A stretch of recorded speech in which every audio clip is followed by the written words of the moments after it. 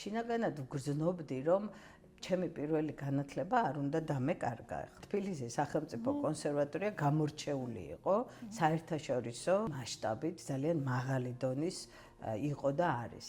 დავინტერესდი მუსიკის ფსიქოლოგიით და მუსიკის გამოყენებით თერაპიული მიმართულებით და დავიწყე შესწავლა ერთის მხრივ როგორ იყენებენ ფსიქოთერაპიაში და აღმოვაჩინე, რომ განვითარებულ ქვეყნებში მარტო ფსიქოთერაპიაში კი არა, სამედიცინო სფეროში პრეოპერაციული მომზადების პროცესი იქნება თვითონ ოპერაციული პროცედურებით, პოსტოპერაციული სარეაბილიტაციო სფერო, როგორ წინ წასული და განვითარებულია ეს სფერო. როდესაც ვეცნობოდი ამას და ვკითხულობდი ბევრს, შემხვდა ბევრგან, რა თქმა უნდა, ხელოვნების, ანუ არტის გამოყენება და ხელოვნების ერთ-ერთი დარგია მუსიკა და აი, როდესაც წავიკითხე ამის შესახებ, მახსოვს, რომ აი ესეთი ინსაიტი მქონდა შინაგან მიმუშავე, მომამზადე კვლევა და ყურადღების დეფიციტის და ჰიპერაქტიურობის სინდრომის მქონე ბავშვებთან, 6-დან 8 წლის პერიოდის ბავშვებთან, აი ამ მეთოდზე ვიმუშავე მუსიკათერაპიის, ძალიან საინტერესო ექსპერიმენტული კვლევა იყო, მოკლედ,